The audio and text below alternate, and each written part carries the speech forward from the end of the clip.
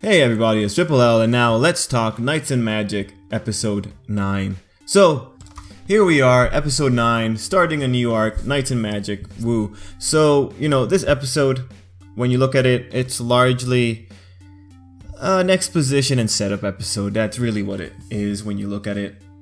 Because we're starting up a new arc, and you can kind of tell like we're in a new volume, and I think a commenter from last week did confirm that the last episode ended off ended off in a volume as well. So we know for sure we're starting a new volume, and unfortunately because of that, the exposition is on high, a lot higher than usual, and character introductions are also taking a bigger sorry, my words are kind of messed up here. The characters are getting more introductory time for the ones that we haven't met so far. Because of that, the episode is I wouldn't say it's one of the strongest episodes of Knights and Magic. I can see that it's very important that they introduce these characters. However, because they have to introduce these characters so late in the game and tell us that they are relevant for this upcoming arc, we end up with like the sequence with the princess that lasts the entirety of that first half of the episode, and then we have her like sprinkled in throughout as we're doing the information gathering and all that for Ernesti's side.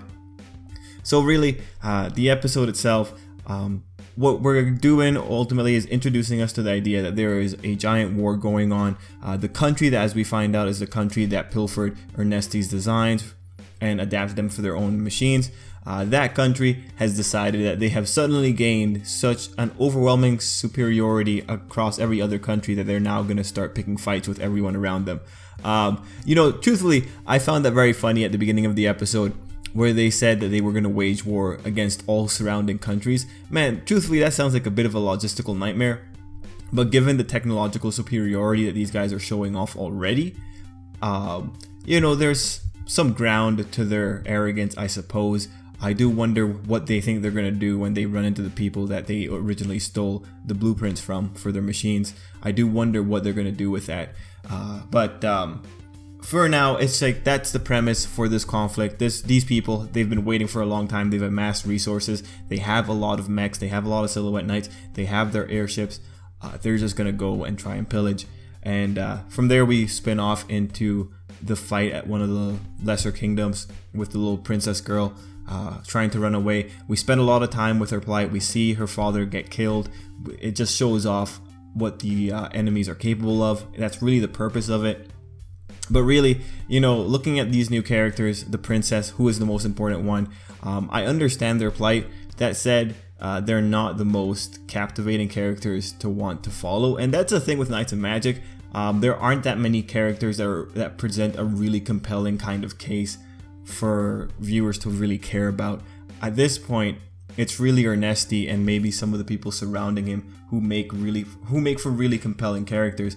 This little girl in just half of an episode isn't going to really get to that status. So for me, when I'm watching this episode, I'm just kind of like waiting till I get to the point where Ernesti pops up again, because he's the one that's relevant. He's the one that he's the center, he's the main character, and like the show itself hasn't made any kind of efforts at making anyone else seem super relevant because they all follow under him. Overall, the point is like that first half of the episode, it's not the most exciting half. It's just premising, and whether or not this character is going to be a compelling character, we'll have to see, but I really don't think so. I think this is probably one of the weaker episodes of Knights and Magic, just because we had to spend so much time with a character that we're not really invested in. But it has to happen. Like, this is how the volume gets premised. This is how the arc gets premised. Let's talk about Ernesti's half of the episode, because Ernesti's half is also very strange.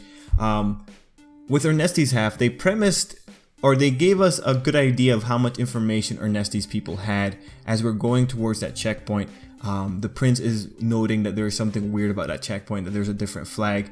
So that they had that whole little kind of discussion it tells me that they don't have that much information. So it's very interesting that information about a kingdom being overrun isn't readily available to Ernesti. Like, they had enough information to know something was wrong, but the extent to which something had gone wrong, to know that the king had been killed in combat and all that, it was just really interesting to know that kind of information did not make it to them fast enough. Only the information of a threat in general.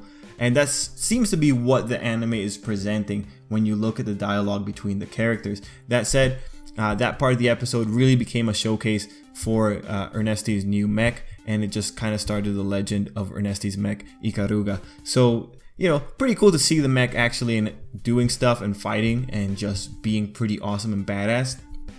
As we continue with like that whole information gathering process, the episode does start to gain some steam. We see the competence of Ernesti's people in general. We see Nora off and she's spying, and so she's also feeding Ernesti information as the people on the enemy side are trying to figure out what to do with Ernesti and his Silhouette Knight. So overall, I really like that part because, you know, I like that they looked at the information war type aspect to this little conflict that's going on. And I like that ultimately it allows for a situation where Ernesti isn't caught blindsided. Like, this is good use of personnel. This is a good use of resources. This is a good way to stay ahead of your enemy. Just have your spy literally right there. And the spy is how we ultimately find out about the princess and her plight. So again, like, you know, Knights and Magic showing off that they have competent characters and that it's really cool to see them. But again, competent characters, but we don't really have truly compelling characters, at least not yet, besides Ernesti. You know, I feel bad saying that, but now that I'm thinking about it, like, maybe Edgar. But then again, like, Edgar's thing is established. He's just a nice guy overall. Yeah, anyway, whatever. Moving on. Let's see, what else? Oh, we also have the fight with Dietrich. So Dietrich goes and he deals with one of the mechs that has swords all over. As we know, this kid loves swords.